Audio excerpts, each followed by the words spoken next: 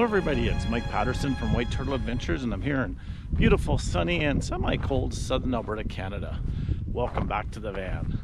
So today is December 26th, otherwise known as Boxing Day in Canada, and I decided to take the van out and do some exploring. It's actually quite a nice day, a little on the crispy side, but it's actually not too bad. I came out to a place called Park Lake Provincial Park.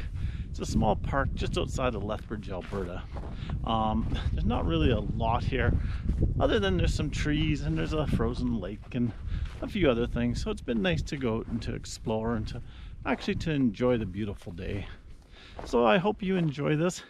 I'm actually going to do a video in a little bit here once I get back into the warmer van, and I'm going to talk a little bit about some of the questions I've got this past year about van life and about my van life and about what I do and stuff. But for now, I'm going to go out and I'm going to enjoy a little bit of a walk, see if I can find any owls, see what's out here, and just pretty much enjoy myself. So I'll talk to you in a little bit.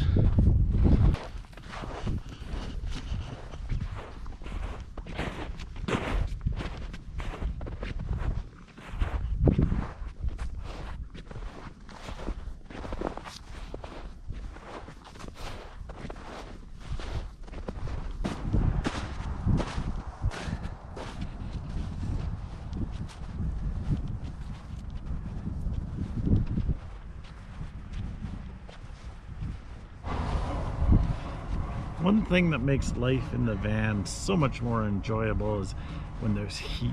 And one thing that I love about my van is having the Espar heater. And on days like today, when it is downright chilly in this wind, it is really nice to come back to a van that's nice and warm and toasty, and it feels just like home. Hello everybody, it's Mike Paterson from White Turtle Adventures, and I'm back inside the van. It's a beautiful day out there considering how crispy it is. It's actually only -3 Celsius, so it's not cold, but we have quite a wind that's blowing, and that wind is really damp and it's really crisp out there. So it's nice to come back in the van where I have the furnace on and to sit back and relax and enjoy it. So I thought I would take this time to answer a few of the questions that I've gotten through different media, or that I've read online on different posts and everything. And I think I'll start by the first one being, how long have I been involved with van life? So I've actually been involved in van life, or at least in this van here, since 2017. Before that, I had a Class C motorhome. Before that, I had a truck camper. And before that, my dad had a couple Volkswagen vans that I used. I guess you would say that I've been involved with van life before van life was cool. And I've been involved in different camping experiences since before camping experiences were cool. The first thing that I did when I actually camped was I camped in tents, and then I camped in the back of my truck that I had. And then from the truck, I went back to tents again. And then I went to a truck camper, then the Class C, and then the van. Am I full-time in the van? No, I'm not. I actually own a house and I actually own a business. So the van is a tool. The van isn't my way of making a living like some of the people on van life is.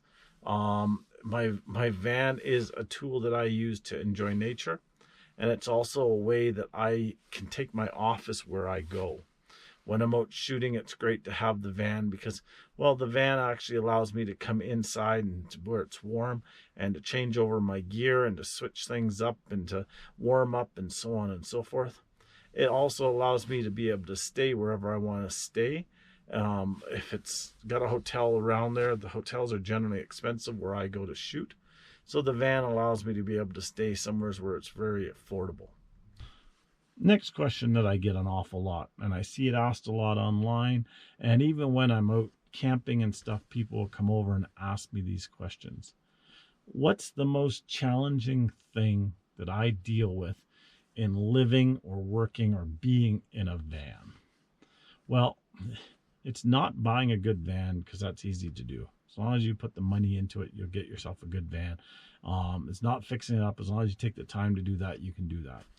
Probably the most challenging thing I find in van living, van usage and everything is water. Now, as soon as I say that, people say, just put bigger tanks in. No.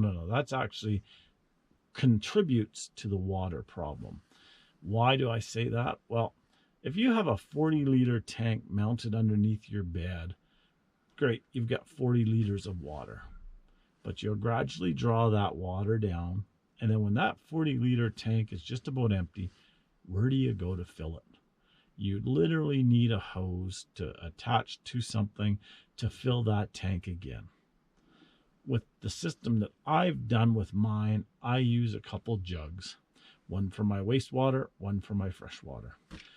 As often as I see water, whether it be at a campground I'm staying at, whether it be at a truck stop, some of them have spigots that are outside in the summertime, some of the watering grass, or if I'm at a restaurant or wherever, I will take my freshwater jug and I will make sure it's filled. If I keep it filled, I'm generally good.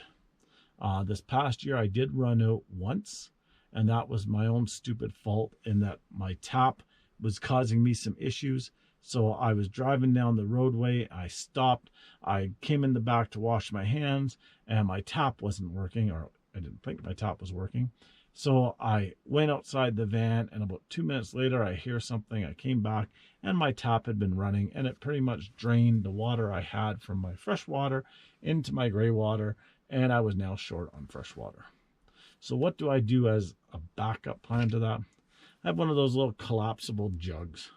And if I'm going someplace where I'm not sure what the water is like, what the water availability is like, I'll carry the collapsible jug filled with water.